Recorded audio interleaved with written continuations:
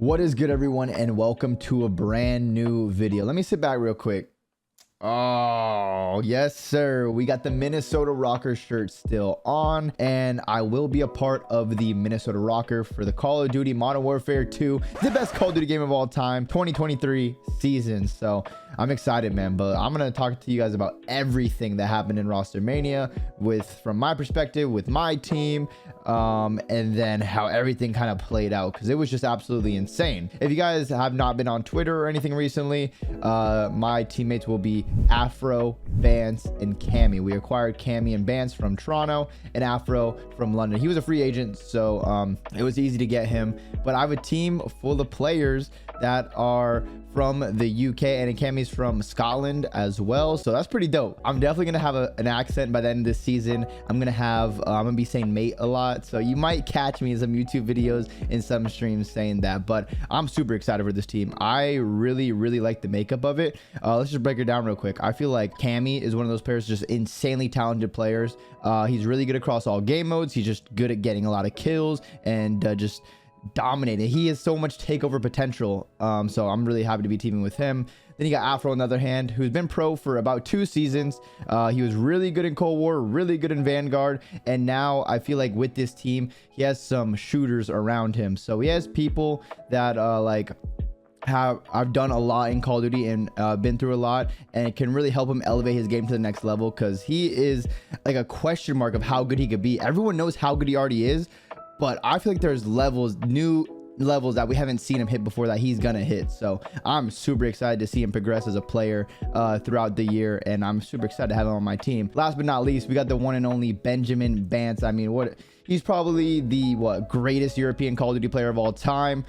He is an older player like myself, so I'm sure he's gonna be, bringing the discipline to the team, and he's one of those glue players. Every team needs a player like him, whether it's an SMG or an AR, and the fact that he's an SMG actually works out really well, because having an SMG that can communicate everything. Personally, I call Vance the human UAV, or the walking radar, walking UAV, because he just calls out everything, and to have a player like that on the team with a couple of really talented players is perfect. So he's gonna be the glue of our team, the one doing all the dirty work, taking the routes, whatever he has to do, he's gonna do that. And then everyone's gonna take their turns doing that, of course. But I really just like the makeup of this team. I know all of them outside of the game as well. They're all great people. They just love Call of Duty, want to grind and get better and win. So super happy like the way everything played out, because for a very long time I didn't know if I was gonna be on Rocker again. I was saying even before Roster Mania started how much I like the Rocker organization, how amazing they are, and how great they treat all the players and everyone.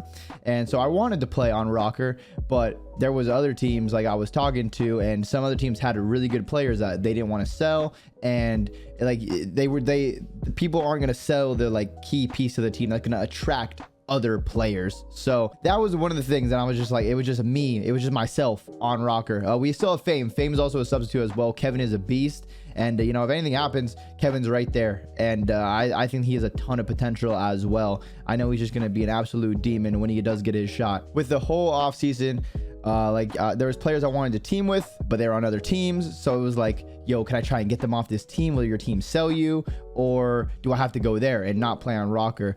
But with the way everything happened, I would say it works in like waves and dominoes, pretty much. The biggest one is obviously always Optic. If you get the Optic offer, you go there, and yeah, that's what you just do, you go there. Of course, Cammy and Hydra were rumored to be playing alongside Shotzzy and Scump, but then something crazy happened. After like 2 days, people thought that was a team, and then even Twitter and everyone thought I was on Optic for 24 hours. So that was pretty funny. Literally everyone was texting and calling me, dude, are you on Optic? And then even players that I was talking to, like, dude, are you the one on Optic? You're just not telling us? I'm like, guys, no one from Optic has contacted me. They have not reached out about anything. I am not joining Optic, but my whole Twitter feed, Instagram, all the players and CDL people and teams were texting me, are you the one going to Optic? So that was a really funny 24 hours. But once Optic said that they were sticking together, that was crazy. That was literally insane, because I didn't see that coming. I don't think any other player knew. Even the players like Hydra, Cammy, I don't even know if they knew that Optic was going to stick together.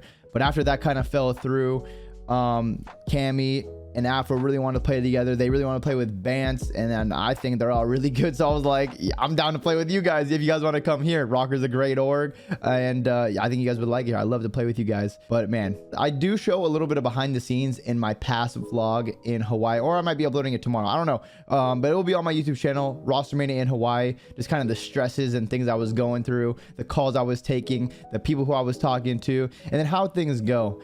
But yeah, Rostermania, I think we were one of the first, or if not like one of the closest teams to being like all signed and ready to go first, which is really good because it could be extremely stressful. You could go to sleep and have a full squad of 4. Next day, you could be all by yourself, or they could be teaming with someone else. It's just one of those things. It's always the most stressful time of the year because you never know what's going to happen. Because players have agents and stuff too. So the agents will sometimes just talk for the players. The players won't even talk that much. And it's just like a crazy, crazy time. And personally, I did not think this Rostermania was going to be that crazy at all. I thought there were going to be only a couple moving pieces and everything. But then it was insane. It was absolutely insane. It would have been even crazier if the Optic thing did go through, because then so many teams would have changed.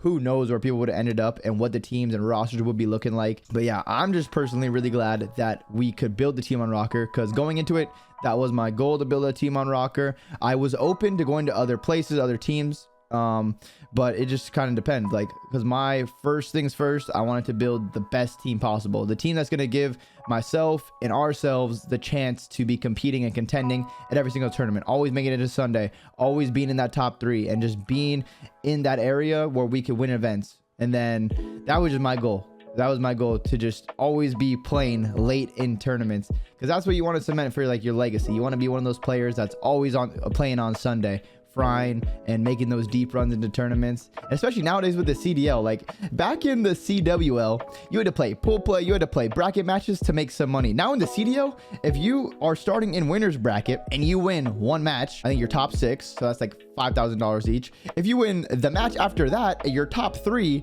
that's $20,000 each. Think about that.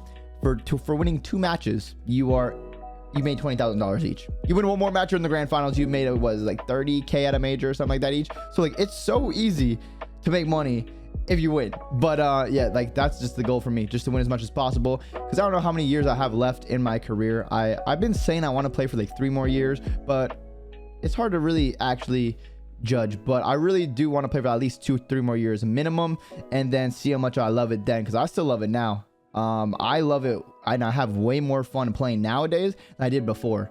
And the reason for that is it's so much more serious now, with having the coaches, the analysts, doing a deep dive on all this, the team you're about to play, the players you're about to play, knowing their tendencies, watching VOD review of your own team in scrim, and doing all that. Like, it's so serious now. There's so much money invested. There's so many eyes on people watching, and there's so much, I guess you could say, pressure, but in a good way. Like, it's good pressure. Like, you're doing something great, so there's a lot of people watching you, and you're either gonna rise to the occasion, or maybe you don't put the work in and you kind of just fall to what you didn't do, and you get prepared for. But I'm personally loving Call of Duty, and just like the competition of it right now. The games, of course, I'm not the biggest fans of the games. Or actually, no, never mind. I love all the games. All the games. Each new game is the best game ever. But it's just the competition that keeps me going. Like, it's so much fun. I just love scrimming, getting done, chilling, eating, maybe streaming, and then watching like a VOD for like 30 minutes to an hour. Like, it's just so much fun to me right now, and that's just what makes me want to keep on playing Call of Duty. But this is gonna be weird too, because we have MW2 coming out, the new game, and it's going to be a 2-year cycle. I know there were some leaks about a schedule that got tweeted, and the season looks like it's going to be starting a little bit earlier, which is going to be good to build off some of the hype that Call of Duty has, because Call of Duty has so much hype every single year when it drops. And then our first tournament is 3 months after. No one really cares 3 months after about it. So we need to drop the game, practice for like a month, start playing tournaments, and keep everyone invested and wanting to compete, watch, do all that good stuff. So it's gonna be a crazy year. First game we're gonna be playing for 2 years, and hopefully it's a really good one. If it's not a really good one, it will suck to play for 2 years and have to force yourself to play. But if it's a really good one, which I do think it will be, I don't know about the best game of all time, but I think it'll be hopefully a really good one. Hopefully a really good one. So I'm ready for that, man. It's gonna be so much fun. But yeah, that's my roster. That's my team still on the Minnesota Rocker. I do want to give a big shout out and thank you to all the supporters of Minnesota Rocker. everyone that was tweeting me, they're like, stay. I really do appreciate all the love. And of course, the whole organization, everyone that works there behind the scenes that makes these events possible, helps with all the graphics and tweets and everything like that to just, keep the community engaged, because Minnesota does a great job of taking care of their community with the watch parties and all this stuff. So we love them. But yeah, thank you guys so much for all the support. And yeah, that's going to be it for me. That's going to be it for me ranting about my new team, the new game, the new season, all that stuff. But I am excited, and I really do hope we can bring some more championships back to Minnesota, because we brought one back, which is good. But hopefully we can bring a few this season, at least two. I mean, one would be great, but like at least two, please. And another ring. That would be nice. We would absolutely love that. But thank you guys all for watching. I will see you in the next video. And as always, my name is Attach, and I'm out. Peace.